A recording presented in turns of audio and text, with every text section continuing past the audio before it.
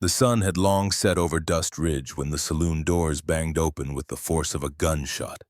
Smoke from cheap cigars curled like snakes around lantern light, and the air smelled of sweat gun oil and the type of man who hadn't bathed since last payday. Boots scuffed the warped floorboards, poker chips clinked on splintered tables, and the only law in the room was the size of your fists. But all of that paused, suspended in a single breath, when Roy Mathers dragged in the girl. She was maybe 21, barefoot, arms tied behind her with a frayed hemp rope. Her hair was a dark snarl around her V, and her dress hung like a dish rag off sunburned shoulders. She didn't cry, didn't beg. She walked with her chin high and her eyes daring them all to try and break her. The saloon crowd leaned in like wolves catching scent of blood. Roy climbed onto the card table, nearly tipping it, his gut shaking with every word. "This here's Willa Ray Carson," he spat, mouth like a saw blade and fire in her gut. Couldn't teach her to cook or curtsy. Hell, she challenged me in front of my own men, called me a fool with no honor. Laughter broke out across the room. "So I'm selling her. Cheap. Won't fetch $1 from any man worth his boots." A drunk cowboy at the back hollered, "Wild ones bite, Mathers. You sure she's housebroken?" But Willa's voice rang out clean and sharp as a whip crack. "Better a bite than a bootlick. Least I don't stink of fear." That was all it took. Roy lunged off the table and slapped her hard. Her knees hit the floorboards with a crack, but she didn't stay down.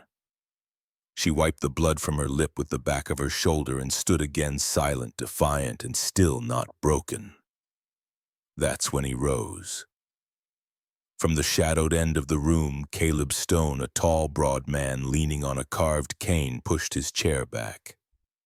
His leg was braced and his step was slow, but his presence was a thundercloud in the still air. The laughter died, even the barkeep stopped pouring. Caleb didn't speak right away. He walked straight to Roy, pulled a small leather pouch from his belt, and emptied silver coins onto the table one by one until they sang against the wood. "I'll take her," he said quietly. Roy squinted, smirking. "You a busted-up rancher buying firewood with legs, she'll chew you raw before breakfast." "I'm not looking for obedience," Caleb replied. "I'm looking for someone who knows how to stand their ground." For the first time, the room didn't know what to do. A woman like her wasn't bought for dignity. A man like him wasn't supposed to see worth in a girl already written off. But there he was, steady as oak, walking over and cutting the rope from her wrists himself. She didn't thank him. She didn't collapse into tears. She just looked at him long and quiet, like she was weighing the weight of his soul. Then she walked past the men who had called her a wild filly and out into the cool Wyoming night with Caleb beside her, a lantern swinging from his good hand, and a silence that was no longer empty but full of something unspoken.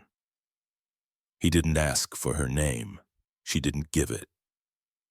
But as they stepped into the dust and starlight, something shifted.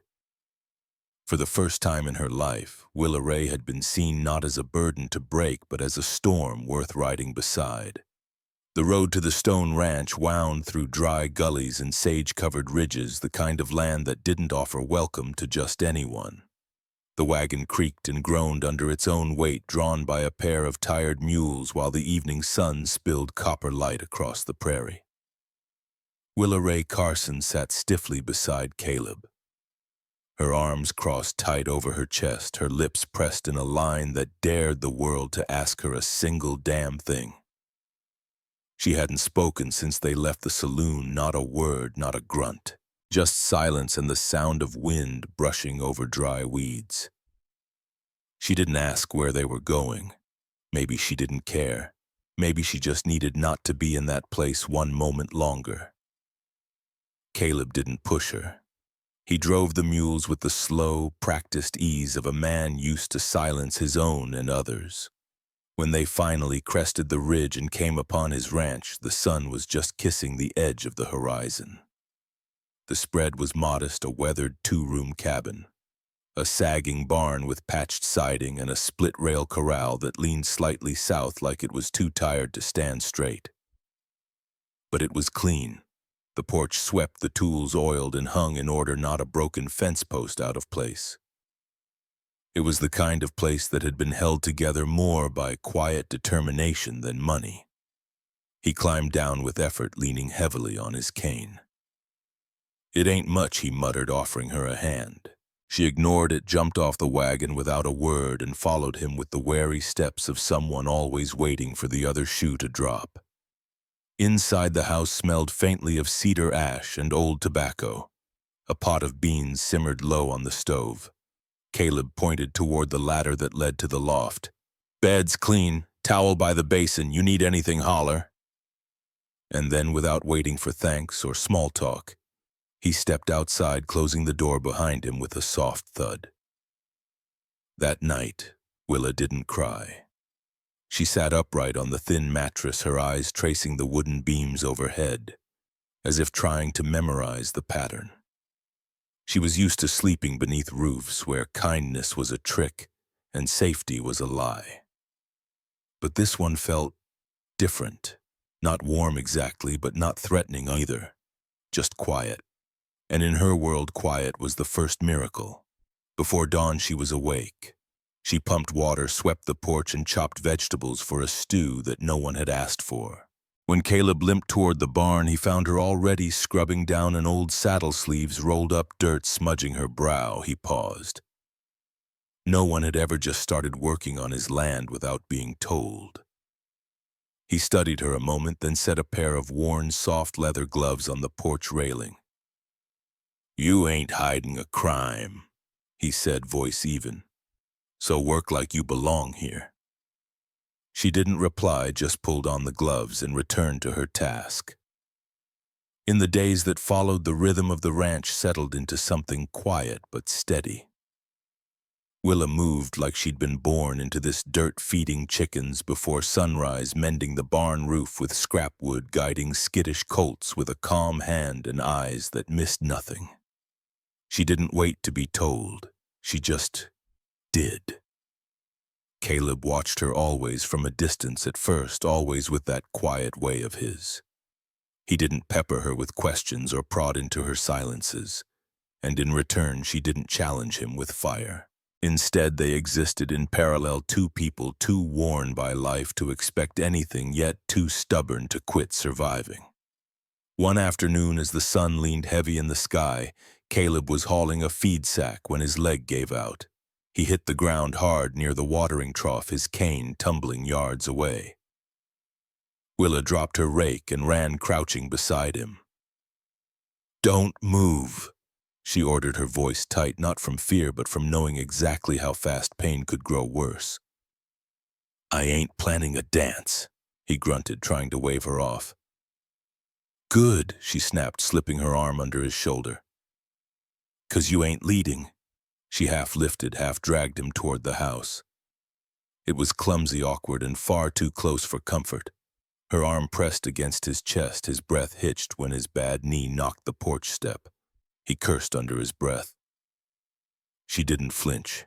"Sorry," she muttered, eyes not meeting his. "Just bruised my pride," he said, sitting on the bench with a sigh.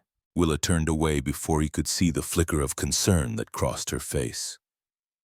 Later that night, as the fire crackled low and the wind whispered outside the shutters, Caleb poured her a cup of coffee and set it on the table in front of her without a word. She stared at it for a beat, then took a slow sip. It was bitter and a little burnt, but it was shared, and that made all the difference. "I used to work a spread up near Bitter Creek," she said, voice low. "Got kicked off after I told the boss he was underfeeding his stock and overpaying his cousin. He said I was too sharp for a girl." Caleb looked up from the branding guide he'd been reading. "Then he was a damn fool." She blinked, startled. "Most men don't like a woman with opinions." "I ain't most men," he said.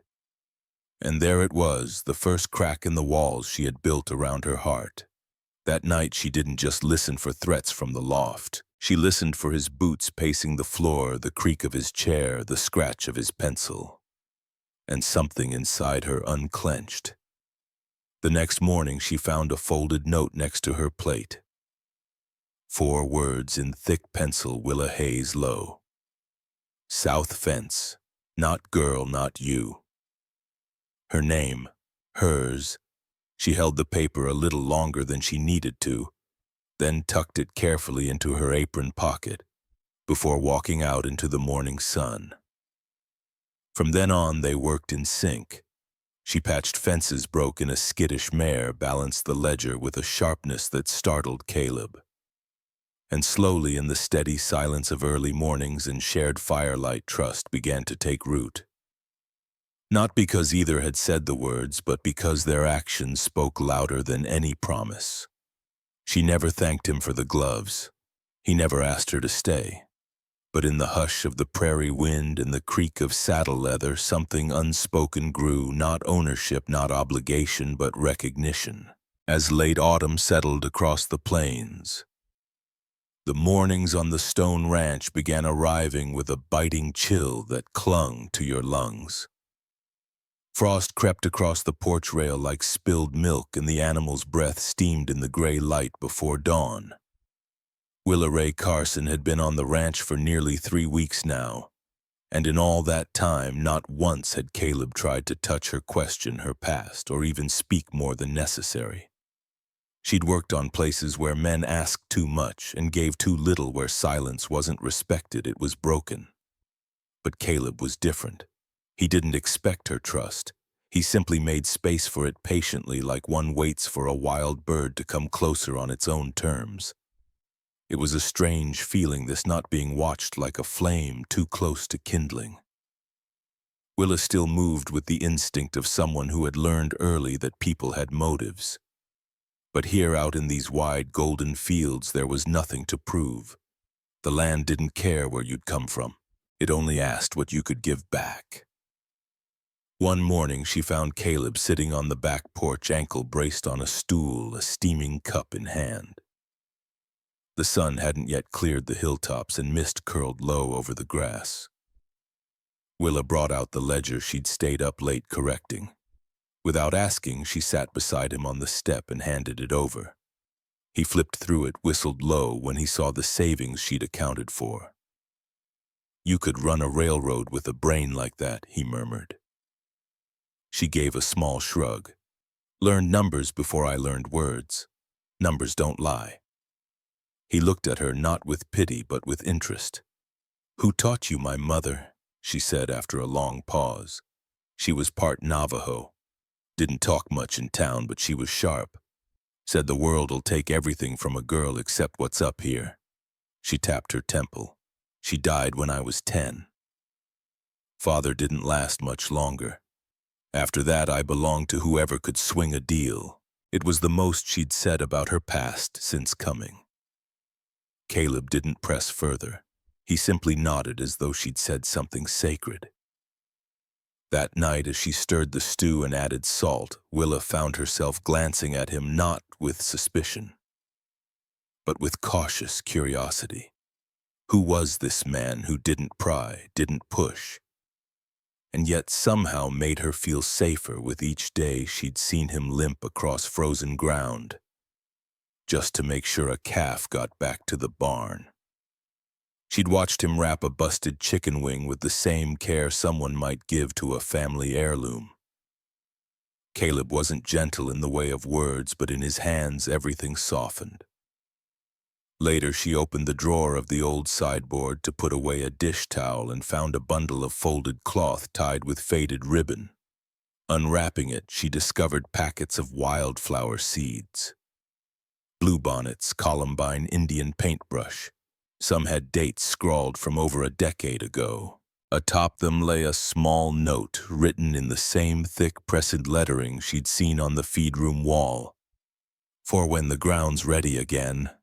She didn't ask if they were for her. She didn't need to. The next morning, she cleared a patch of dry dirt near the porch, dug her hands deep into the stubborn soil and began planting. She didn't know if they'd bloom, but maybe they didn't have to. Maybe just trying was enough.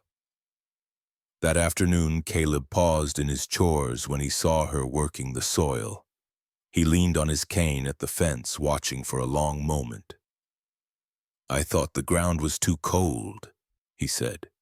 "It probably is," she replied without looking up. "But someone kept these seeds for a reason." There was a quiet between them, not empty but full of a shared understanding that neither one had dared speak aloud. A week later, while checking the smokehouse, Willa found an old tin box tucked behind the salted pork. Inside was a faded photograph. Two young boys and a girl, all barefoot, their faces dirt-streaked but bright with laughter. She studied the handwriting on the back, Caleb Jonah Miriam. 1859. Her fingers hesitated before closing the lid. That night, as the wind howled low across the plains, she asked him softly, "What happened to them?" He didn't answer right away. Then, in that steady voice of his, he said, "Jonah died of fever. Miriam ran off with a preacher's son. I stayed to keep the place running." He paused. "Didn't expect to grow old alone." Willa met his eyes. "You're not old," he laughed once low and rough. "I feel it in my bones every time it gets cold." "Well," she said, nodding toward the kettle, "you make a decent cup of coffee for someone half dead." He cracked a smile. It was the first time she'd seen one that wasn't pained. From that point on, the wall between them began to thin. Willa no longer tensed when Caleb walked into the room. She no longer slept with her boots on. He began leaving the front porch light burning just a little longer, and she began setting out 2 mugs instead of 1 in the morning. But the clearest shift came one evening when a stray dog limped into the barn, ribs showing and a cut along its flank. Willa crouched beside it without hesitation, whispering softly in a language that wasn't quite English. Caleb stood by, silently watching her wrap the wound with an old flannel. "You named it yet?" he asked. She looked up. "Too soon. Fair." A beat passed before she added, "I never needed anyone to fix me. Just someone who didn't try to break me worse." He nodded. "That goes both ways." By then, trust had taken root. Not because of any confession, not because of shared trauma or grand declarations, but because every action, every quiet choice, every withheld judgment said, "I see you, and I'm not afraid of what I see." By the time frost had settled in the barn rafters and the livestock's breath rose in thick clouds each morning, the Stone Ranch had settled into a rhythm that neither Willa Ray Carson nor Caleb Stone had expected. It wasn't perfect. The chickens still refused to roost where they should, and Caleb's leg acted up whenever the wind turned. But there was a quiet peace to it, 2 people who worked in harmony without asking for more than what the other could give. That fragile balance, though, was put to the test one gray Thursday when trouble rolled up the road dressed in fine clothes and slick smiles. The man came in a black buggy with polished brass trim, flanked by 2 ranch hands who didn't look like they belonged to any cattle operation in the territory. He introduced himself as Edgar Price, a land developer out of Cheyenne, flashing documents and silver cufflinks like they were weapons. He claimed he'd bought the lien on Caleb's ranch debt paperwork, supposedly signed years ago when cattle prices bottomed out and Caleb was desperate for feed. The document looked official, the ink fresh, and the tone Price used was one honed to sound both friendly and final. "You've got 10 days, Price said, teeth gleaming like the edge of a blade, "unless you want to forfeit it now and avoid the embarrassment of eviction." Willa stood beside Caleb on the porch, arms crossed tight. Her gaze narrowed. Caleb didn't flinch, just stared straight ahead. Silent. She'd seen that look in his eyes before, the calm just before a storm hit. "Let me see the paperwork," Caleb said.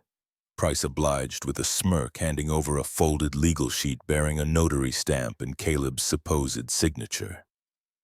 The moment they left, Willa sat down at the table with the paper and didn't say a word for nearly half an hour. She ran her fingers along the signature. Her eyes traced each line, brow furrowed. Finally, she turned to Caleb. "This isn't your handwriting," she said, "and this notary died 2 years ago. I remember the obituary. He officiated a land dispute in my old town." "You sure?" Caleb asked. "As sure as I am about everything I'm willing to bet my life on." That night, Caleb lit the lamp while Willa penned a letter to the circuit judge in Laramie detailing her findings and requesting an official review. It was the most she'd written since she was 13. Caleb didn't stop her. He simply sealed the envelope with wax and wrote it to the post office himself the next morning. In the meantime, Price returned twice, once with more papers, once with veiled threats. "A woman with your background might not want the county digging too deep," he said with a sneer. "Records are like rattlers, they come out when it gets warm." Willa didn't blink. Better rattlers than rat. When he left, Caleb poured her a mug of coffee, handed it to her without a word, then sat beside her in silence. But that silence wasn't passive. It was loaded, with the weight of their pasts, with the risk they were both taking.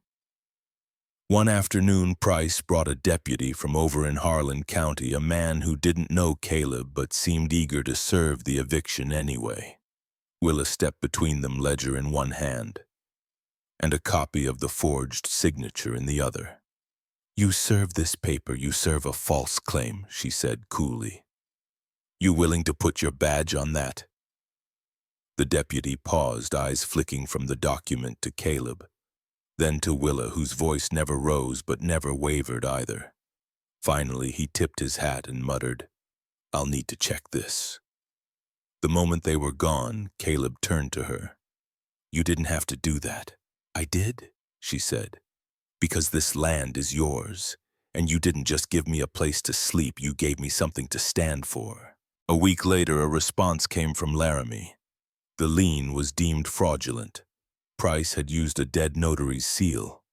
Charges were pending. Caleb burned the fake deed in the stove while Willa stood beside him, arms folded, lips tight, but her eyes shone. And from that moment forward, there was no mistaking it. The ranch wasn't just his anymore. It was theirs. Not by marriage, not by law, but by fight, by sweat, by the line they'd drawn in the dirt together. Word of what happened spread through the county like wildfire. The girl from nowhere who'd stood down a Cheyenne swindler. The rancher who'd never raised his voice but never backed down either. Neighbors who once looked at Willa with suspicion now offered nods at the general store. Caleb, once known as a loner with a busted leg and a quiet streak, was now a man with something and someone to defend. One day, as they repaired a section of fence that had been down since the last windstorm, Caleb glanced over and said, "That con artist underestimated you." Willa smirked, hammer still in hand. "So did everyone else." "Not me," he said. "I just needed to see how long it'd take for you to realize it yourself." She looked at him, then really looked, and something softened in her chest. Not love, not yet, but loyalty. Deep, stubborn, earned. That night she planted the last of the wildflower seeds along the edge of the barn. Just before dark, she placed a flat stone beside the fence post with a single word carved into it. Ours. The first snow came softly, dusting the rooftops, icing the fence posts, silencing the creak of old wood with a blanket of white. Willa Ray Carson stood on the porch with her arms folded, staring out over the fields that now glowed under moonlight like a painting left unfinished. She didn't say anything when Caleb Stone stepped out beside her, a wool blanket thrown across his shoulder and 2 chipped mugs of hot cider in hand. He held one out. She took it without looking at him, without thanks. But the way her hands cradled the mug said plenty. Neither of them spoke for a long while. The silence between them had changed over the past few months. It was no longer wary, no longer defensive. It had become something else, familiar, even sacred.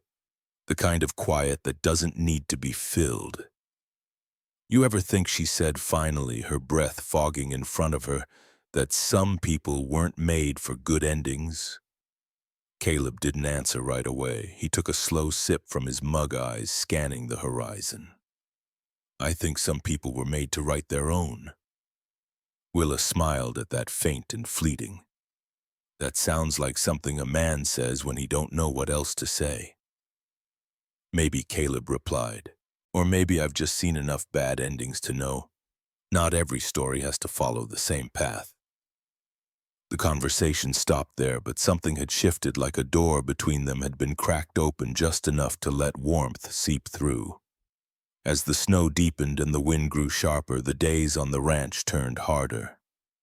Caleb's legs stiffened, slowing his pace. Willa picked up the slack without being asked, hauling hay, chopping firewood, tending to the animals with a calm diligence that made the ranch hum. And with every action she carved a deeper space for herself, not just in the routine of the ranch, but in the space around Caleb's guarded heart. One afternoon, she returned from town with a package wrapped in oilcloth.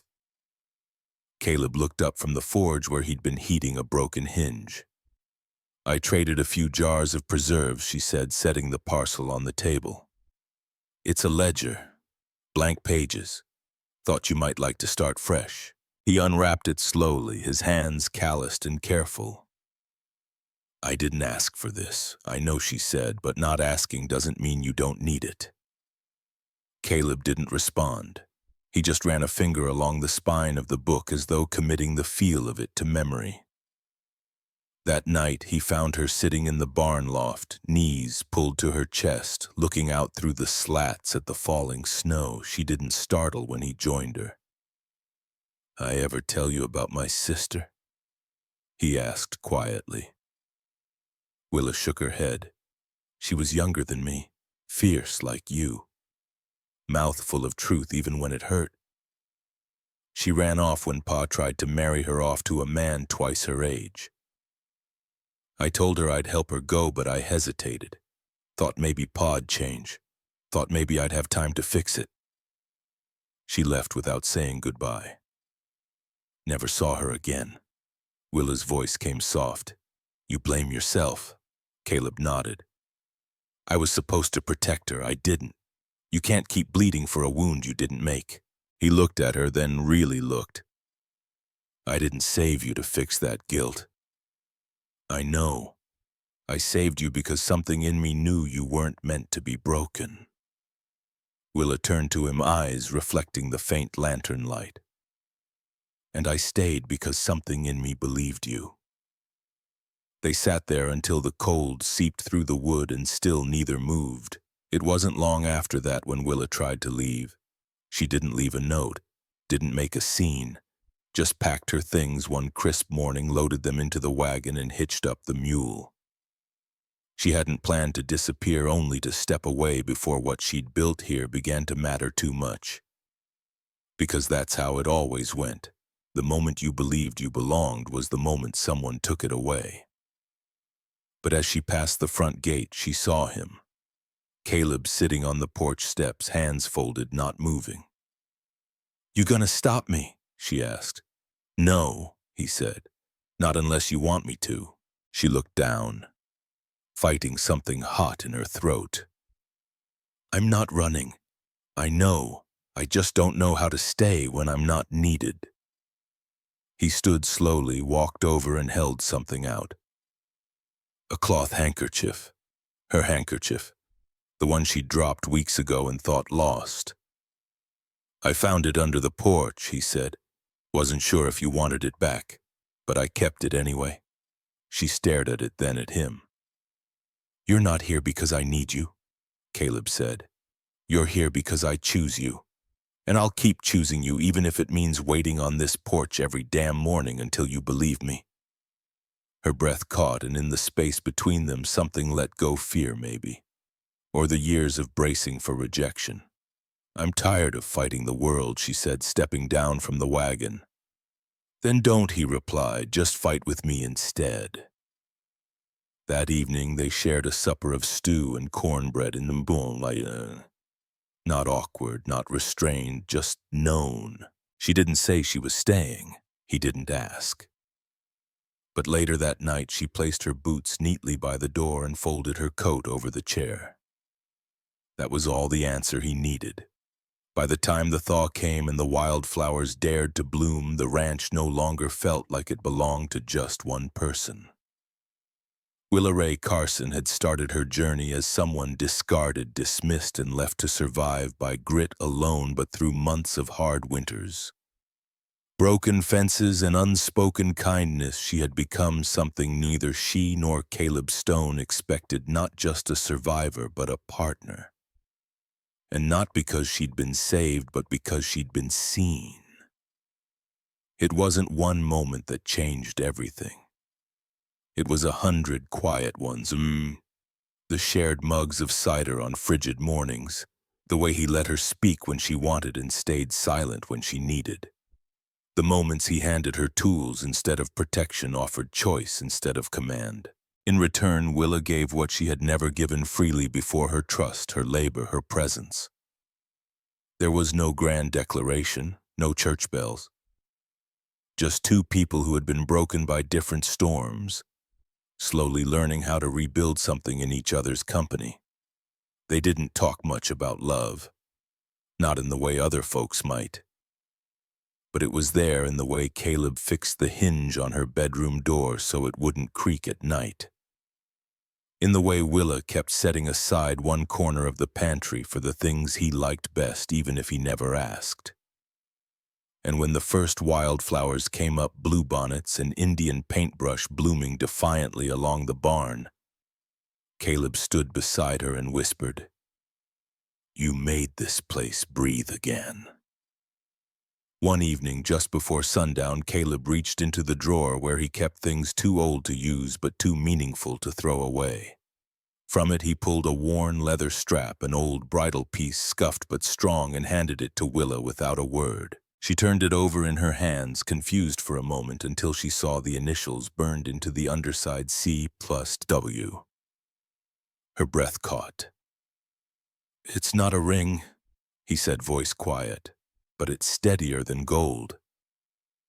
Willa didn't cry. She rarely did, but she smiled full and slow, like someone remembering the warmth of sunlight for the first time in years. They didn't marry in town, didn't invite witnesses or throw a dance.